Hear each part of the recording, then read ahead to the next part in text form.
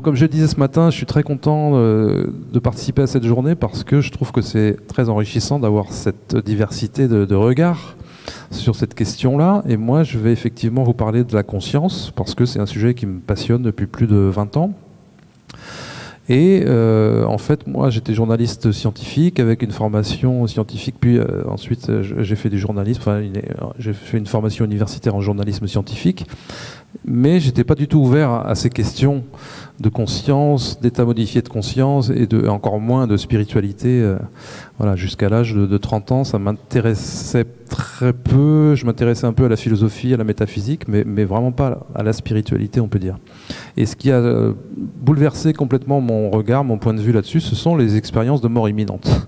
Donc, je vais en parler un petit peu avant que Vincent vous parle de son expérience à lui et des enseignements qu'il en a tirés, bien sûr, parce que moi, c'est un sujet qui me passionne aussi depuis plus de 20 ans, je disais, et sur lequel j'ai aussi beaucoup écrit d'articles et quelques livres. Donc, je vais en dire quelques mots à la fin de ma présentation. Mais d'abord, il s'agit ici de parler de la conscience.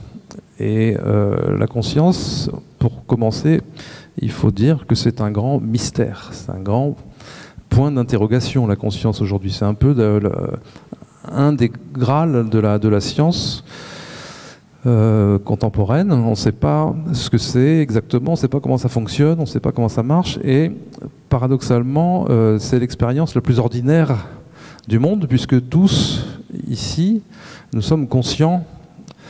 Et c'est pour cela que nous pouvons avoir une expérience de la réalité, une expérience du monde, comme on dit en philosophie. C'est parce que nous sommes conscients que nous avons cette expérience ici et maintenant, mais la façon dont ça se produit, ça reste inexpliqué. La science s'y intéresse depuis longtemps. C'était au départ un problème philosophique. On ne parlait pas de conscience, on parlait de l'esprit. Et puis il y a des termes comme esprit, âme qui ont pris une connotation religieuse très marquée. Donc le terme conscience est un peu revenu sur le devant de la scène parce qu'il est plus neutre. Mais on ne sait pas bien de quoi on parle en fait quand on parle de conscience.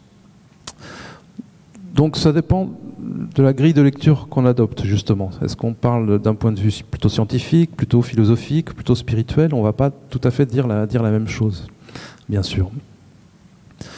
Donc c'est un grand mystère, et à commencer par la science. La science, les neurosciences en particulier, y consacrent quand même des millions d'euros depuis des années, et on ne sait toujours pas expliquer comment le cerveau produit la conscience. Parce que c'est comme ça que la science approche la question. La science pose la question de cette façon-là, et poser ainsi la question, ça induit une certaine réponse déjà. C'est déjà une façon de fermer un peu le spectre. Parce que dire comment est-ce que le cerveau produit la conscience, eh ben, ça sous-entend que le cerveau produit effectivement la conscience. Or, comme on n'a pas réussi à démontrer ça jusqu'à présent, peut-être que ce n'est pas la bonne question. Peut-être que la question est mal posée. Et tout simplement, peut-être que le cerveau ne produit pas la conscience. Il faut quand même poser cette question-là. Parce que sinon, les neurosciences nous auraient fourni un modèle depuis longtemps. Et ce n'est pas le cas, il n'y a pas de modèle. Vous avez une grande scientifique qui est une neuroscientifique très respectée de l'université d'Oxford, en Angleterre, qui a été anoblie par la reine d'Angleterre, donc c'est quelqu'un de très important. Et cette personne-là s'appelle Susan Greenfield, et elle a dit le passage de l'activité des neurones à la conscience, c'est comme la transformation de l'eau en vin. C'est-à-dire que c'est un miracle. C'est un miracle.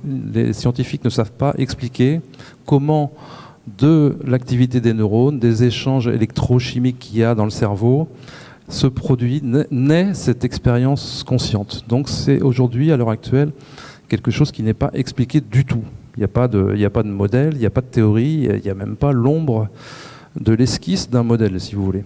Donc il y a des tentatives théoriques, bien sûr. On a des grands neuroscientifiques en France aussi, des Jean-Pierre Changeux, des gens comme ça, qui proposent des théories, qui nous parlent d'espaces de travail conscient, qui nous disent des choses comme ça, mais ça n'explique pas du tout comment de l'activité des neurones naît cette expérience consciente.